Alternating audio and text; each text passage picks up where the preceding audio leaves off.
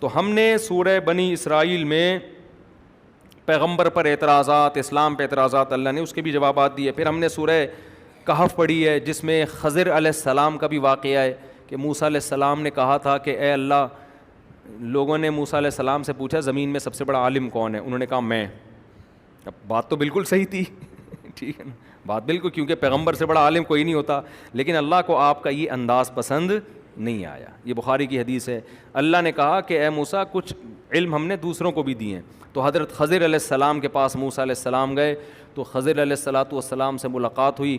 خضر علیہ السلام نے کہا کہ موسیٰ علیہ السلام نے کہا مجھے اللہ نے آپ کے پاس بھیجا ہے. انہوں نے کہا ٹھیک ہے بھیجا ہے، تو اب میرے ساتھ سفر آپ نے جو کرنا ہے اس میں پورے سفر میں آپ نے خاموشی اختیار کرنی ہے، اعتراض نہیں کرنا، کیونکہ اللہ نے بھیجا ہے اور میں بھی اللہ کی طرف سے مامور ہوں، تو میں کوئی کام غیر شرعی نہیں کروں گا.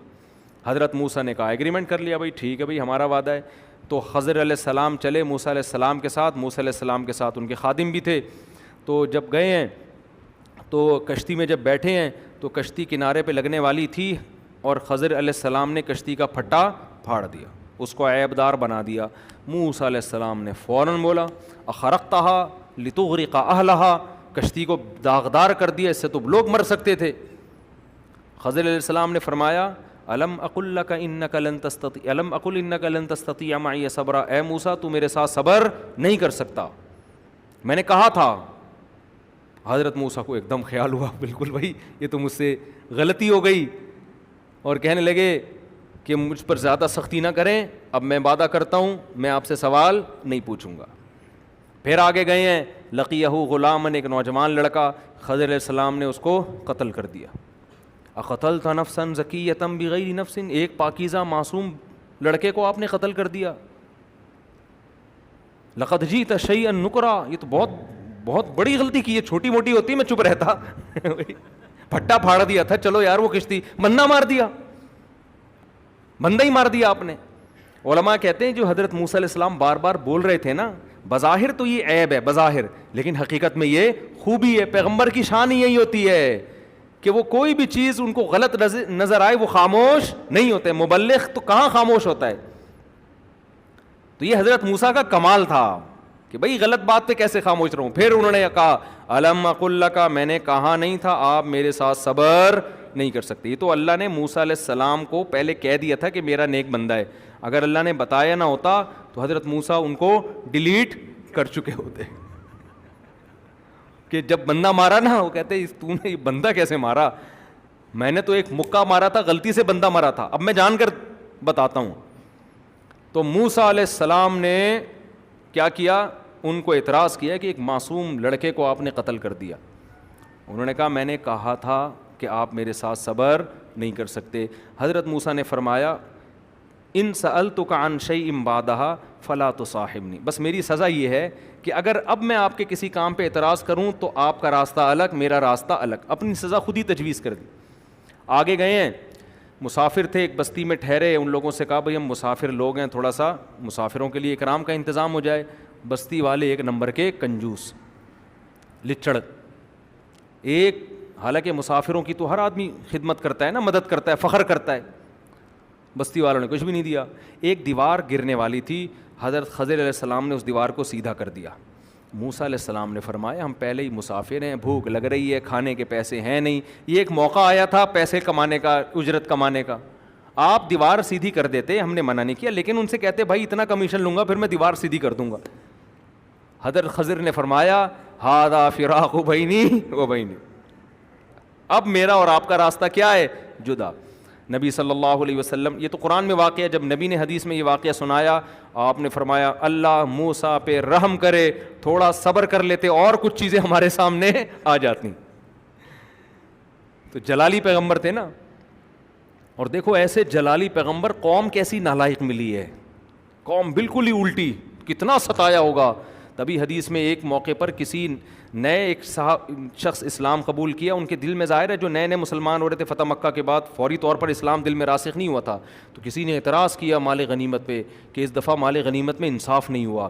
آپ صلی اللہ علیہ وسلم کا چہرہ غضب سے سرخ ہو گیا اور فرمایا کہ پیغمبر اگر غنیمت میں انصاف نہیں کریں گے تو کون کریں گے، یہ تو کتنا بڑا اعتراض ہے.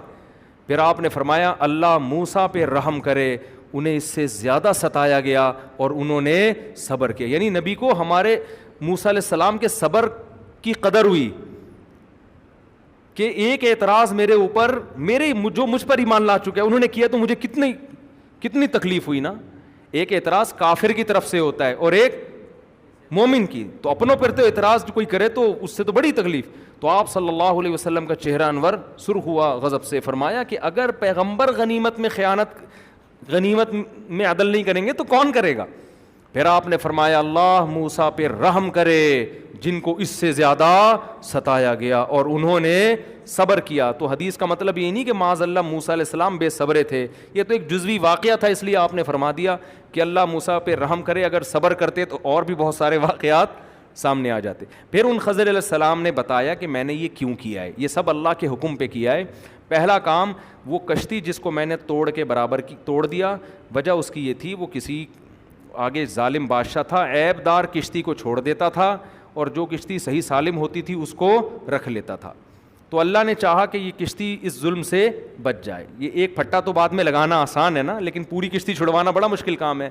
دوسرا کام, وہ جو نوجوان کو میں نے قتل کیا, اللہ کے علم میں یہ بات تھی یہ بڑا ہو کر اپنے والدین کا باغی بنے گا. اس کے ماں باپ نیک انسان تھے, اللہ نے ارادہ کیا کہ اس کو موت دے کر اس کے بدلے میں کوئی نیک صالح بیٹا دیں ان کو. تو اللہ کے حکم پر میں نے اس کو قتل کر دیا. اور تیسرا, جو دیوار تھی اس کے نیچے یتیم بچوں کا خزانہ تھا, اور وکانہ ابوہما صالحا, ان کے والدین نیک صالح تھے. تو اگر یہ دیوار گر جاتی, محلے کے کنجوس لوگ, یہ جنہوں نے ہمیں اکرام بھی نہیں کیا ہمارا, یہ سارے اس کروڑوں روپے کے خزانے کے مالک بن جاتے. تو اللہ نے ارادہ کیا کہ یہ دیوار ابھی نہ گرے, بچے جوان ہو جائیں گے, مضبوط بن جائیں گے, پھر ان کو پتہ چلے گا ہمارے والدین نے یہاں خزانہ دفن کیا تھا, تو والدین کے خزانہ ان کی ملکیت میں آئے گا. تو یہ اللہ نے ہمیں واقعہ کیوں سنایا؟ اس لیے کہ اس میں ہمیں اسباق ملتے ہیں. اسباق یہ ملتے ہیں کہ اللہ تعالیٰ, اس کو کہتے ہیں تکوینی کام, ایک ہوتے ہیں شریعت تشریعی کام. تشریعی کیا ہے؟ نماز, روزہ, حج, زکوٰۃ, یہ اللہ کے آرڈر. ایک ہوتے ہیں تکوینی, دنیا میں نظام کائنات چل رہا ہے نا, تو بہت سارے کام اللہ فرشتوں سے لے رہے ہیں, یہ تکوینی کام کہلاتے ہیں. کوئی بیمار ہو رہا ہے, کوئی ٹھیک ہو رہا ہے, کسی کے رزق میں اضافہ ہو رہا ہے, کوئی کسی کی ٹانگ ٹوٹ رہی ہے, کسی کی لاٹری کھل رہی ہے. تو اس میں ہمیں یہ بتایا کہ بہت سے خفیہ طریقے سے ایسے تکوینی کام ہو رہے ہوتے ہیں جو ہمیں بظاہر غلط لگتے ہیں, لیکن اس میں ہماری مصلحت ہوتی ہے اگر ہم تقوی اختیار کریں. اب وہ جو کنجوس قوم تھی جنہوں نے مہمانوں کو پوچھا بھی نہیں, دیوار سیدھی ہو گئی, وہ صبح کہہ رہے ہوں گے واہ بھائی واہ زبردست, کوئی فرشتہ دیوار ہماری صحیح کر کے چلا گیا محلے کی. ان کمبختوں کو نہیں پتا کہ اس میں تمہارا نقصان ہوا ہے. اور وکانہ ابوہما صالحا, ماں باپ نیک تھے, یتیم بچے, اللہ نے ان ماں باپ کی نیکی کی وجہ سے ان کے بچوں کا کیسے خیال کروایا ہے کہ غیب سے اللہ ان کے خزانوں کی حفاظت کر رہا ہے. اس میں ہمیں سبق ملتا ہے, آپ اگر نیک ہیں اس کی برکتیں آپ کی اولاد میں ٹرانسفر ہوتی ہیں, سمجھتے ہو. اسی طرح وہ ماں باپ تو سوچ رہے ہوں گے ہمارا نوجوان لڑکا مر گیا, ہائے پتہ نہیں کوئی انون آدمی قتل کر کے چلا گیا. بھائی اچھا سوچو, یہ تمہارے حق میں کیا ہوا ہے؟ بہتر ہوا ہے. اب ہمیں نہیں پتہ کیا بہتر, لیکن جو ہوا ہے بہتر ہوا ہے. تو اللہ تعالیٰ غیب میں کچھ تکوینی کام کر رہے ہوتے ہیں, وہ اللہ فرشتوں سے بھی لے سکتے ہیں, انسان سے بھی لے سکتے ہیں کام. لیکن اس کا یہ مطلب نہیں ہے کہ آپ کسی انسان کو یہ خضر سمجھنا شروع کر دیں کہ یہ اللہ شاید اس سے بھی کوئی تکوینی کام لے رہا ہو. یہ جو عامل وامل ہیں ان سے بالکل متاثر ہونے کی ضرورت نہیں ہے.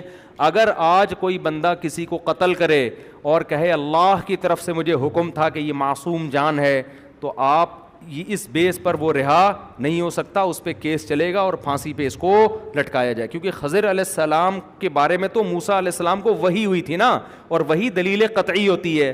آج کسی کے بارے میں ہمیں وحی نہیں ہو سکتی. لہذا آج کوئی ٹوپی ڈرامہ اٹھ کے کشتیاں توڑ رہا ہے تو لگا دو ایک کھینچ کے کہ تیرے باپ کی کشتی ہے, وہ بولے میں نے اس لیے جوڑی توڑی کہ ایکچولی ایک میں بزرگ ہوں, مجھے الہام ہوا, خواب آیا کہ ایک بندہ بیٹھا ہوا ہے, وہ پنچر موٹر سائیکل کو چھوڑ دیتا ہے اور ہوا والی موٹر سائیکل کو.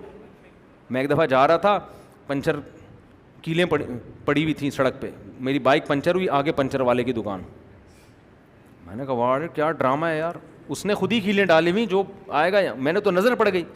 اب وہ پنچر والا کہہ سکتا تھا تکوینی کام ہے یہ, میں نے کیلیں اس لیے ڈالی ہیں کہ تمہاری بائک پنچر ہو. مجھے رات خواب میں 3 دفعہ حضرت بزرگ آئے تھے, انہوں نے کہا تھا مفتی صاحب صبح جامعہ جاتے ہیں, یہاں سے بائک پنچر ہو جاتی ہے تو پنچر ہوگی تو آگے دہشت گرد بیٹھا ہوا ہے, وہ انتظار میں تھا, ہدف بنا کے رکھا ہوا تھا, تو پنچر ہوگی تو اس کی وجہ سے وہ اتنی دیر انتظار نہیں کرے گا, وہ گھر چلا جائے گا. کچھ بھی کہانی بنا سکتا ہے. تو اب یہ ٹوپی ڈرامے خضر علیہ السلام کے برحق ہونے پر تو قرآن کی دلیل ہے, موسیٰ علیہ السلام کو وحی ہوئی تھی. آج کوئی یہ نہیں کر سکتا, کیونکہ خضر علیہ السلام کے نام پہ آج بہت سے لوگ چورن بیچ رہے ہیں بیٹھ کے, یعنی ان کے نام کا مطلب ان کی دلیل دے کے کہ یار وہ بھی تو تکوینی کام کر رہے تھے نا, تو ہم بھی یہ کر رہے ہیں. ہم یعنی ہمارے جتنے الٹے کام ہیں ان میں کوئی راز ہے. راز یہ کیا ہے؟ بہت پہنچے ہوئے بزرگ ہیں بھائی, یہ کچھ بھی الٹا پلٹا کر رہے ہیں, کچھ ہے. روحانی ٹوپی ڈراموں کی آپ باتیں سنیں نا, ایک لفظ بھی سمجھ میں نہیں آئے گا بول کیا رہا ہے. موکل, ایسی باتیں کریں گے یہ. بس یہ وقت پورا ہو گیا ہے. موکل کرتے ہیں نا ہمزاد اور پتہ نہیں کیا, آپ کی کھوپڑی میں آئے گا ہی نہیں نہ, آپ نے یہ فزکس میں پڑھی نہ کیمسٹری میں, آپ بولیں گے پتہ نہیں کیا ہے. اس کے مرید کہیں گے یہی تو پہنچے ہوئے ہونے کی علامت ہے, ایسی باتیں جو آپ کے باپ کو بھی پتہ نہیں ہے. تو اس لیے سیدھا ہم اس کے مکلف ہیں, جو غلط کرے گا اس کو سزا ملے گی, جو صحیح کرے گا اس کو جزا ملے گی.